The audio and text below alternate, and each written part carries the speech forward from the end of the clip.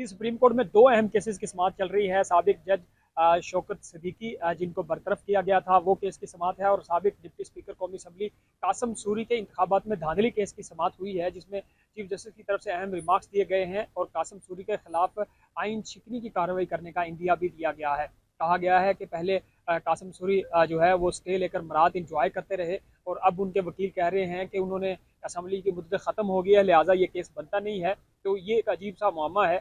जो chief justice हैं supreme court के काजी मोहम्मद फायज ईसा, उनकी तरफ से एक माह में जवाब तलब किया गया है, और कासिम सूरी को खुद ज़ाती हैसियत में भी तलब किया गया है। अगली समाअत में 3 हफ्तों में रजिस्ट्रार सुप्रीम कोर्ट से भी जवाब तलब किया गया है कि स्टे होने के बाद ये केस मुकर्रर क्यों नहीं किया गया।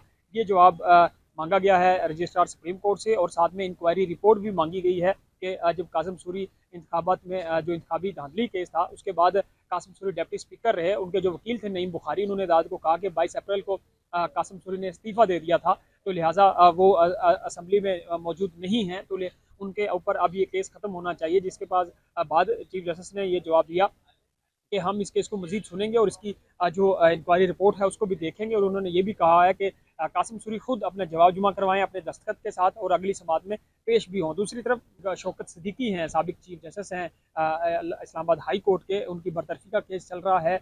जो साबिक DGI फैज़ हमीद साहब से जवाब तलब किया गया था, इसके अलावा इस्लामाबाद हाई कोर्ट से जो जवाब वो सामने आया है, तो जो फैज़ हमीद साहब का जवाब सामने आया है, जिन्होंने अपना इस केस में शौकत सिद्दीकी की बरतरफी का केस है, इसमें उन्होंने कहा है कि अदालत पे हम असरअंदाज नहीं हुए।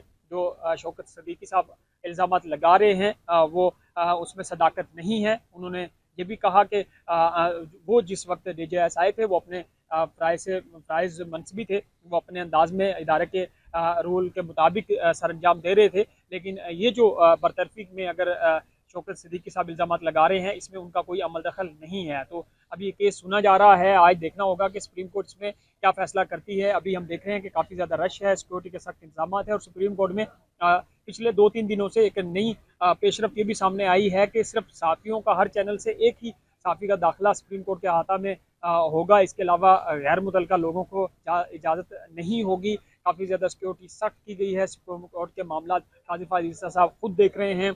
उन्होंने एक रिपोर्ट साफ़ियों के सामने रखी थी, जिसमें वो सुप्रीम कोर्ट की डेवलपमेंट के काम भी कर रहे हैं।